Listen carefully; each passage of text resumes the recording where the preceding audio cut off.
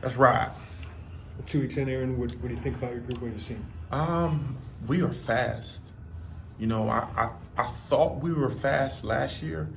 I know we're fast this year. Guys are flying around to the ball. Um, I'm really excited just collectively as a unit. Just our team speed is kind of shocked me a little bit. I kind of had the inclination that we were a fast team, but like I know that we're fast especially after watching practice the last couple of days. What is the difference with that? The back end, like what's differentiated? Well, great question. I think collectively, just overall, I knew the back end was fast last year. But like, I'm just talking about like team speed overall, offense, defense. We are a fast football team. Our guys run to the ball. They're trying to get to the ball, and it's just very refreshing as the coordinator to knowing that like we don't have to coach effort, and so like it's just very refreshing to have a group of guys that fly around like that. You spent 2 years recruiting to what you guys want, speed and length. I'm sure is part of that. Is that part of the process? You know what? I think so. But speed and length is definitely something that we try to focus on in recruiting. But just having that mindset, that's also part of it. Because what good is speed and length if a young man isn't wired the right way or he doesn't just have that fanatical effort 24/7. And so, on top of having good speed and length, we like guys who we're just wired right. And I think we got a bunch of young men that are wired the correct way, and it's showing. It's showing every day we hit play on that film, man. For a layman, Aaron, how much are you trying to install before the end of spring, knowing that first day of fall camp, you start from the day one again and just do it all over again? Yeah, I'm trying to. I guess the installs have been going day by day. I'm trying to install as much as these young men can handle. Okay. So we track something called DBOs, which are essentially mental errors, and they stand for "Don't Beat Ourselves." I think it started off on offense. Barry made reference to coach, and coach kind of like implemented it within the construct of our team, and we track DBOs every single practice. And so what DBOs are, right? Are they mental errors? Are they penalties? Or are they turnovers? And so if we have a practice and our guys have a lot of DBOs, I know going into the next practice that maybe we need to cut back on the install or install nothing. And so it's just strictly based on how is that practice or how are our installs progressing, and can our guys handle it? And so I come from some places to where coordinators will install regardless. Well, we don't function and operate like that. So if we think our players are having a hard time understanding the concept or not really getting it, we will hold off on installing because we don't need to put more on their plate. We need to get them really, really good at this particular thing or at their particular assignment, and proceed from there. But so far, it's been really good, and so we've installed a lot of defense, man. And these young men are picking it up really well, and we're going to continue to do that until their DBOs say otherwise. Coach, you had heavy losses in the secondary, obviously. Who are some of the guys that you're going to be relying on to step into those roles? Anybody surprise you so far? Yeah, man. I'm encouraged by our whole secondary, So, that's probably been the biggest question, And so, obviously, we know Taz, right? Everybody's seen Taz play.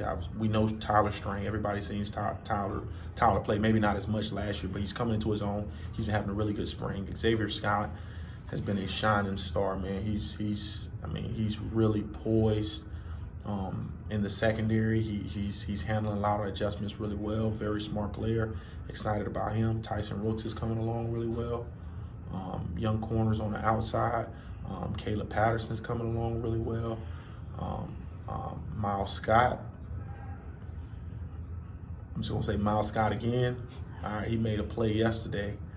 I don't want to speak too much on it, but he made a play yesterday that it blew us away. It was a really good football play. It was a really good football play, man. So, again, like I said beforehand, there are going to be guys that nobody really knows about that are kind of going to emerge. Zach Tobey's another one who's been doing really, really well as a young guy. Elijah McCantos. I'm encouraged by I mean, all of those young men, they've made strides. They've made our jobs really, really hard as coaches. Because it's like, who's going to run with the ones today? Who's going to run with the twos today? Nicario Harper. He made a play yesterday that just was like, wow. You know, and just his effort to the ball, you know. And so all these young men, they're shining in their own right, and we're really, really excited about them. And so it's just like, right, tomorrow is the first opportunity for us to tackle. And so everything else been good, and so now we really see what it's like when we have a chance to tackle. And so I think that'll give us a really good gauge on where we're headed and who we can rely on after this first scrimmage. What's Matthew Bailey been able to do? Just mental reps for him? Yeah, it's been a lot of mental reps for him. He's pretty much a coach now, you know, and I think he's seeing the game from a different perspective, and it's been really good for him. It's been extremely good for him, and so we all know that young man can play. You know, it's like right now for me, I'm trying to find out who don't we know about that can help us during the course of the season. And so all those other players I named, those have been guys who people don't really know about yet, who I think have a lot of ability and potential to be stars. Did you lobby for Miles to join you? Take me through that story. Yay and nay. I don't want to give my secrets away, but we had been talking about Miles about a year ago, you know. But you know, I mean, he was really good on the offensive side of the ball, and he just kept flashing, man. He kept flashing, and you know, sometimes a young player needs a position change, and I think it was more so coach's idea, but I wasn't shying away from it, you know, because I think he has the structure and the mindset. Just physically, he has the structure and the mindset to do what we want him to do. But I'm telling you, man, I wish you could have seen his play. It was a hell of a play, man. It was a hell of a play, man. And he's gotten better. He's gotten better every single practice. That's what's been the encouraging thing. And so anytime you get a young player who hasn't played much at a position and they're getting better every single practice, I'm like, I can't wait to see him at the end of spring, right? And then when we get into fall camp and he gets more reps at that position. But I'm really encouraged by the young man. Is it younger guys like Xavier or Elijah kind of got a taste of the bowl game at the end of the year? What's been your impression of their kind of approach to the spring with kind of a different opportunity now? Well, you know, like I think with the really cool thing, right? We've had a lot of success in the secondary, and these young men were able to sit in the room with those players, and so they've innately kind of, you know, not trying to be Spoon or trying to be Sidney or trying to be Quan or trying to be Kendall, but just taking little bits and pieces from them, in whether it's the communication piece, right? Whether it's the swagger and the demeanor, whether it's how they study the game.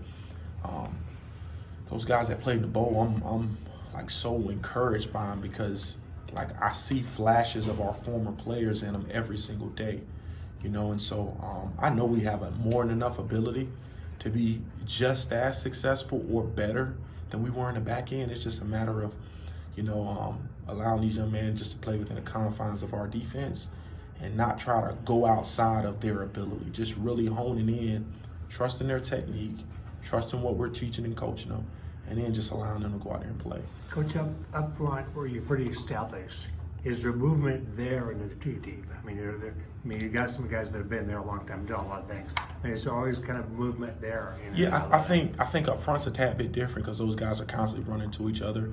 You know, rotationally, you know, Coach Jameson's doing a good job rotating guys, getting fresh bodies out there.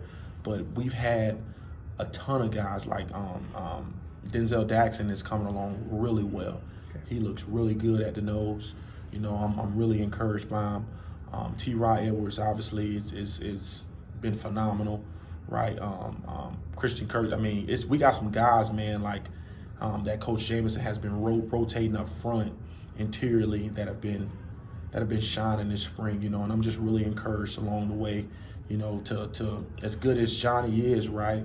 To ask him to play 80, 90 snaps in the game is crazy. So we're gonna just at that position, you always need a healthy group of guys, right? Subbing those guys in and out, backing them up, right? We're going to always be 6 to 8 deep up front, you know, with guys rotating in and out. So guys are going to play a lot of snaps for us, whether they're starting initially or they're backups, you know. Taz has shared the room with Tony, Devin. How do you see them step into that leadership role? Is there any specific thing you've seen him do that you kind of maybe saw the light go? Yeah. I think naturally, right, when you have older guys lead a room, the next in line is often the next best player. But I mean, Taz know he has the ability, but I think he's kind of embraced that role because he's seen many guys before Spoon, you know, and the way he's kind of embraced that role is just like really small details, right? Like pre-practice, showing guys how to warm up pre-practice and get in the proper stance, right? Just that's a small, really small detail, right? On the sideline when he's not in, coaching guys up. I mean, he's always been doing that, but he's really doing it now because we got a lot of younger guys out there. You know what I mean? And so he's taking the younger guys under his wing, and he's really teaching them our system, right? And he's coaching them hard, really hard. Now Taz has a very unorthodox way of doing it, but it works, right? And they understand it. And so it's been so refreshing when we as teachers can step back and allow our players to be teachers. That's what's been the refreshing part. Is that depth at linebacker? Do you think is that a team strength? It seems like you have some numbers there at linebacker. Oh, 100%. It's a massive strength, man. We got a lot of dudes at that position. Coach Boo and Coach inside linebacker, Coach Boo and Coach Bullen, our outside linebacker coach, have been doing a phenomenal job and getting those guys ready. And it's just a matter of, you know, like what personnel grouping we're in, and those guys are going to play. You know, like any given Saturday, any given practice, we can fluctuate different personnel groupings and have a whole bunch of linebackers on the field and flip it to where we don't have many on the field. And so it's just a matter of trying to find the right pieces, right, that fit what we're trying to do schematically and get our job done. Do you like what you're